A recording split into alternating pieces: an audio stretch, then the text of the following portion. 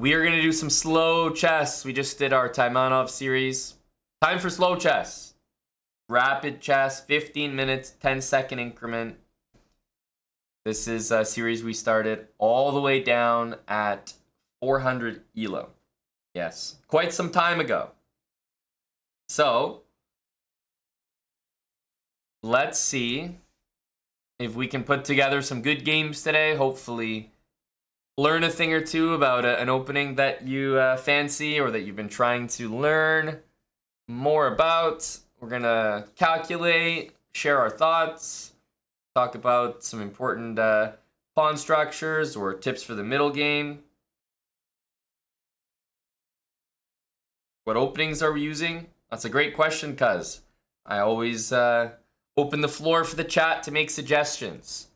Can't take everyone's suggestion, obviously, but let me know what you'd like to see me play, and we'll see if we can work it in. Okay, first game. We got the black pieces.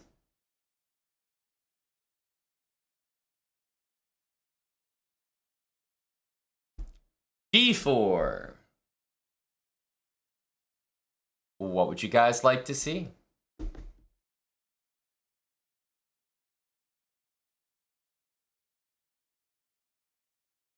D4. Not the most common, that's for sure. All right, I'll play D5. E3.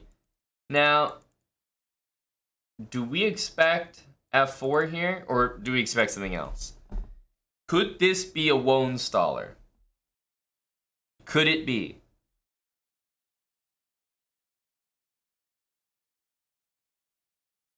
I think it very well could be. But we can't play knowing that F4 is the next move. No, we have to play objectively.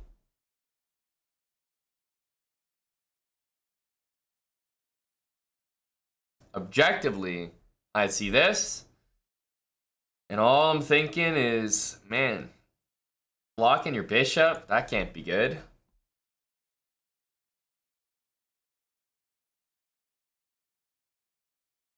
Bishop F5. Maybe I'll do something like this. But regardless of the move F4, I'm happy with Bishop F5. Because his bishop is blocked, but I'm getting my bishop out, and now I'm going to play E6. And you see how both of my bishops are going to enjoy decently nice diagonals, which I think is kind of okay. Knight E5, I think it's a knight D7 moment here. Pretty much going to play it immediately. The knight needs to be removed. Moves like this, I think, are a little bit too slow. Moves like F6 are playable, but honestly, I don't love F6. Queen H5 is not right, but F6 could get messy after G4, or even if the knight goes back. I don't know if I'm thrilled with F6, so I'm just going to go knight D7. Knight takes, queen takes is pretty comfortable.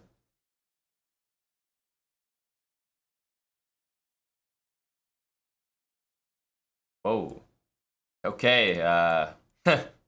Well, I think we know what our opponent's threatening. One of the most common mistakes that people make here is they see a move like this, and they respond with a move like this because it threatens the queen.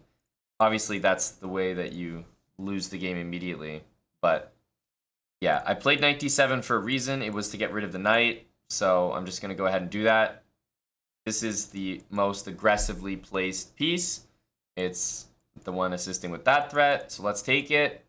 And after pawn takes, not only will there be no threat here, but this c2 pawn is mine for the taking. Thank you very much. Bishop b5 check, totally irrelevant as well. I want to play the move c6 anyway, so bishop b5 check is just a horrible, horrible move. Bishop back to g6 is going to repel white's queen as well from my side of the board.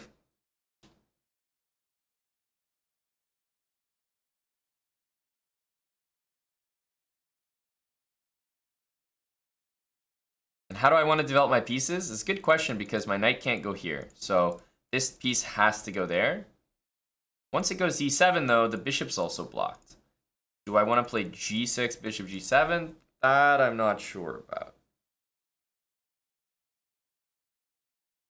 So it might actually be nice for me to play a move like bishop b4 check and give up my bishop for a bishop or knight. So I was really considering bishop b4, so I find it interesting that he's gone and played the move a3. For better or for worse, it definitely stops that plan. Bishop back, then the queen will return somewhere. I think I want to start with knight to e7 here. The problem with the bishop is if I go bishop to c5, at some point, if white attacks this pawn, to me it is a little bit uncomfortable to defend.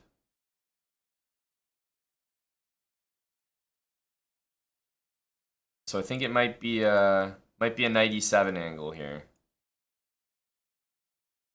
And we can still decide where to put this. It could be g6, c6, f5.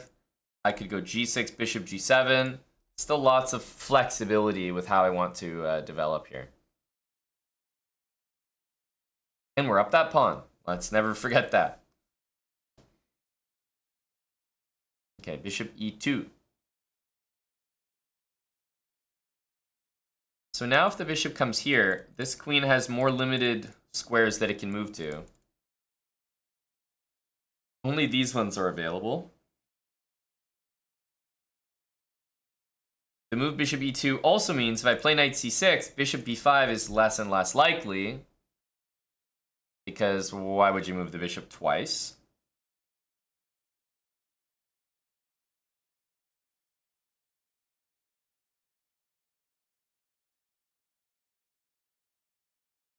So I'm either thinking of c5 and knight c6 or knight c6 straight away. Not sure there are other moves I'm too keen on here.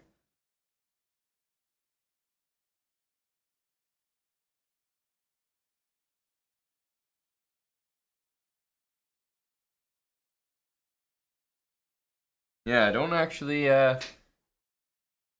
think so. The only other one is g6 because it gets the pieces developed quite fast. So g6, queen somewhere. Hard to even say. Queen h4.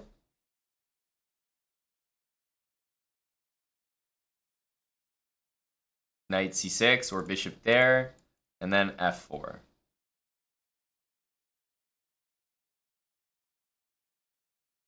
Yeah, those positions look good for me.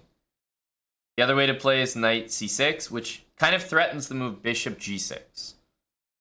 Because I'm threatening to win this pawn. So knight c6, let's say f4, let's say he sees the intention. And I could see my opponent's position hanging on. So I'm getting more and more interested in a quick move like g6. I feel like queen h3 is kind of the best answer to that, honestly.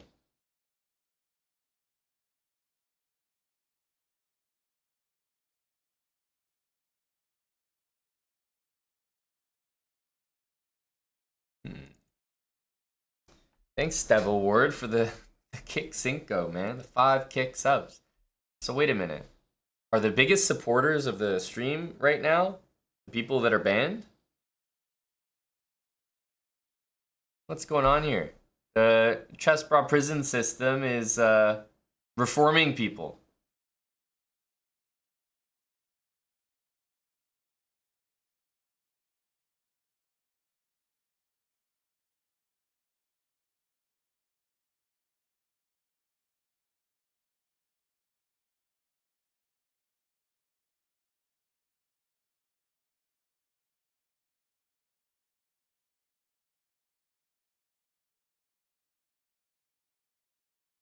I'll go g6. Tough choice. Felt like there was a lot of options.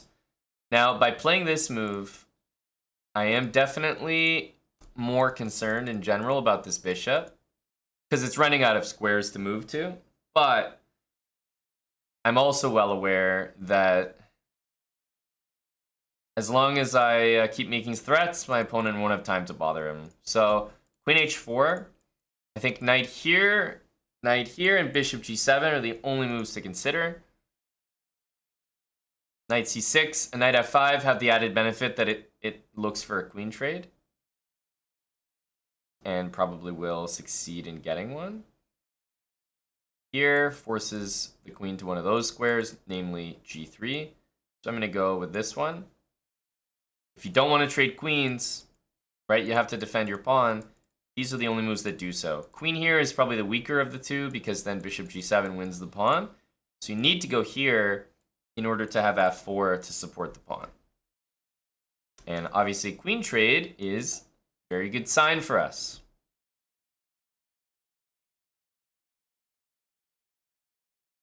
We're ahead that pawn we took earlier, so always happy to do things like this.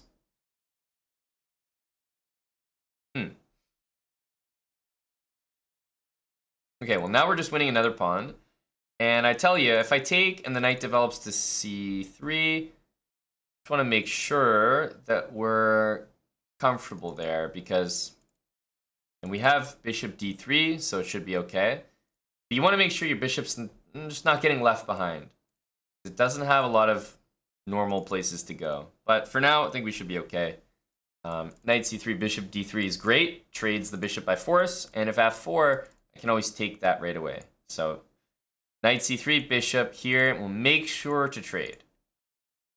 And then moves like c6, bishop here, and castle are going to come into play. And black is up 2 pawns.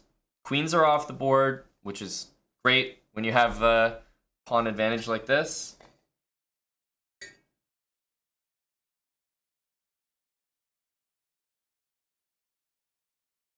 Very excited to keep trading pieces.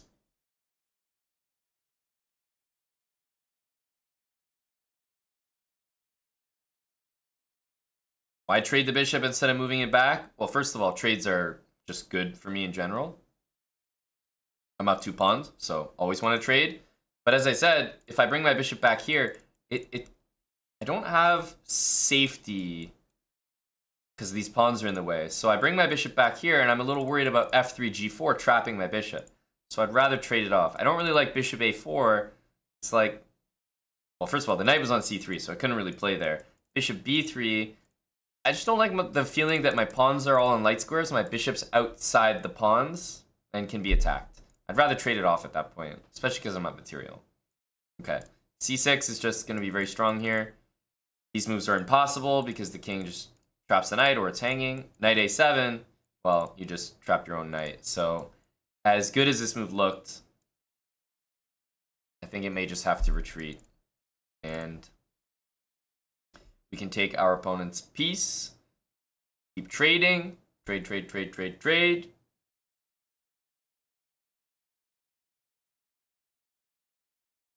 Knight takes bishop and bishop g7 are going to be our next ideas, assuming that white makes a normal move like this. But if the knight goes forward somewhere, obviously only bad things can happen. Okay, let's keep it really simple. Let's take. Look at this amazing pawn chain. There's literally never been a better one for a dark square bishop. Light square pawns everywhere. Dark square bishop, thank you very much. C5, E5, both look good. Yeah, there's lots of ways to do this. I'm just going to go bishop here. I kind of expect B4, honestly. But in a position like this, even though it may be tempting to just kick the knight and do things like that, I always think one of the easiest ways to play is to just simplify, simplify, simplify.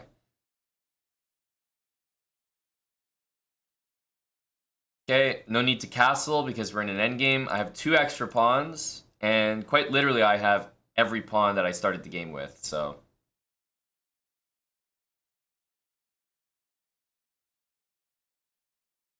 think a6, maybe this, but yeah. Just do this.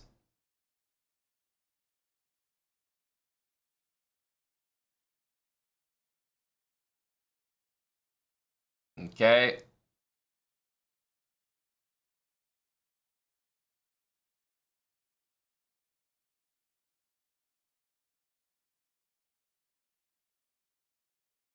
Rook b3, b5.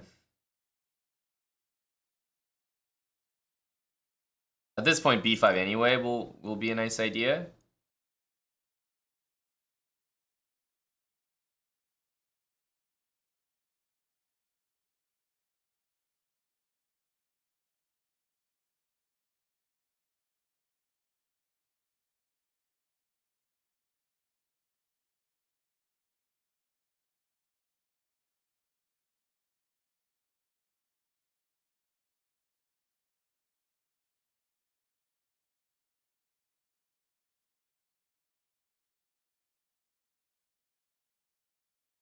Yeah, I mean, I have every single pawn, which by nature means there are 0 open files because they're all on their exact same starting files as well.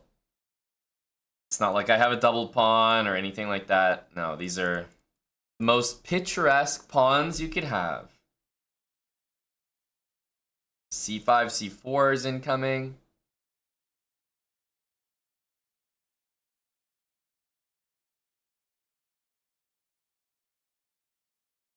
Bring our king to C5. Our rook can go to C, C8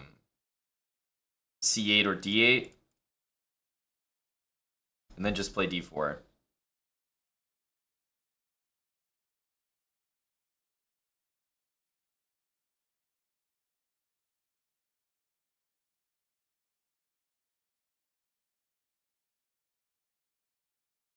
Okay.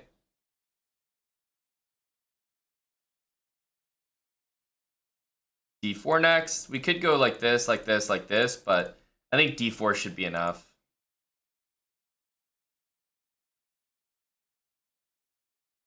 This is tempting though. So is this. A5, B4. E4 can be played. We'll just take a step back. Nothing is stopping me from playing D4 at this point.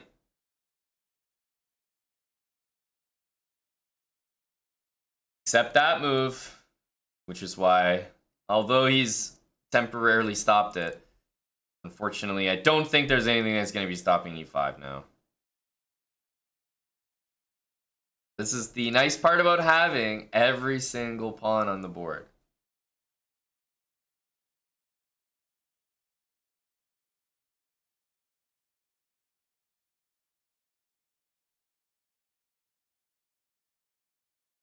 Yeah, our next move is D4, D3. I mean, this beautiful pawn chain. Finally traded our first set of pawns. I mean, I won a few, but we actually traded this pair.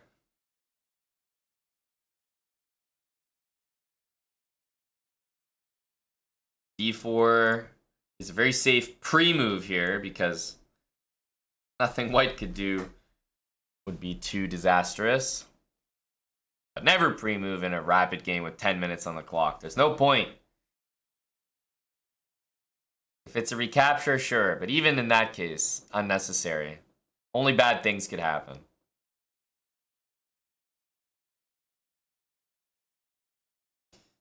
All right, we mentioned this move a few moves ago. It's a cute move. It's a fancy one. We can't take it because of the pin, but honestly, it only helps our pawns because now we have 2 pawns that are going to be rolling down the board, connected pass pawns. Our position here, to try to put in perspective, is so good that if this rook was off the board, I would still suspect that black is maybe not winning, but doing pretty well. Let's go here.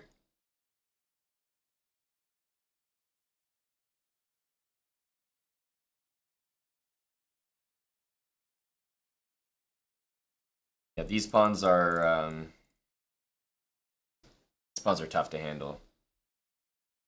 2 connected pass pawns. Once they reach the 3rd rank or if white the 6th rank, they're basically worth a rook at that point. So that's why I've been saying rather confidently that that we're doing very well here.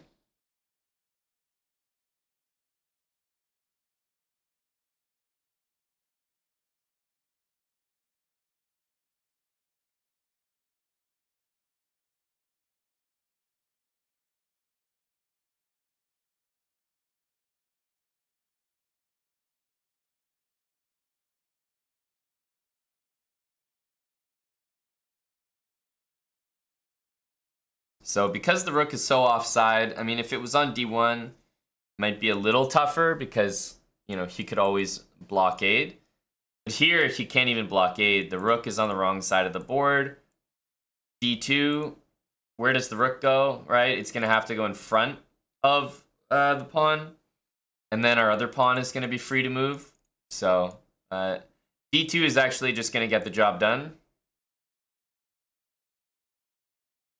With one small finesse, which is rook f3, c2, rook here. And so instead of that, we'll bring our rook down here.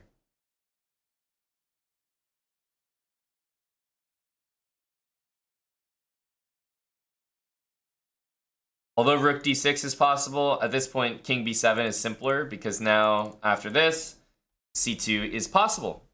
There's no... there's nothing to worry about. No check.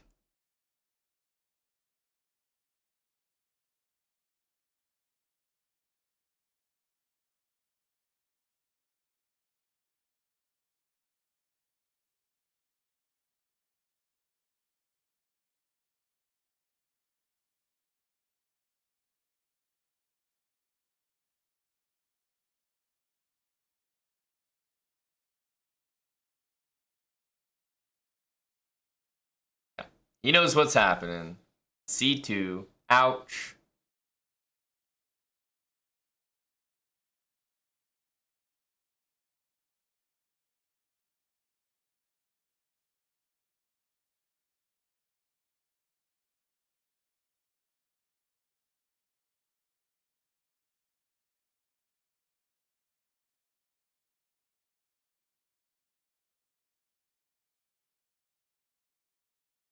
c2 hurts.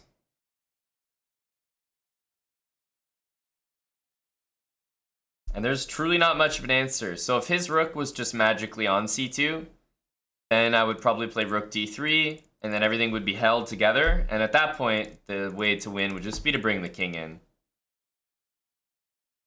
But he doesn't even have that.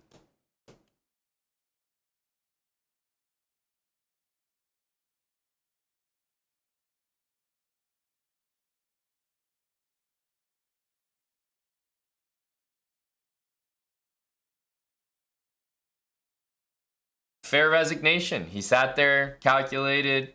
Can I stop the pawns? No. Called it a day. GG.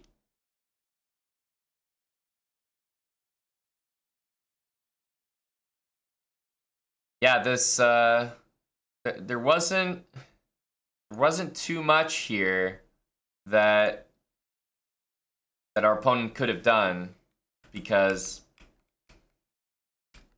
after this opening, 95, 97, this was already a big mistake. We won this pawn.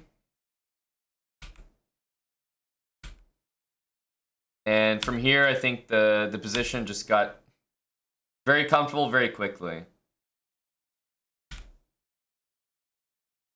Giving away the second pawn was probably the, yeah, that was the cherry on top. That was too much. And at this point, the position is relatively simple to play.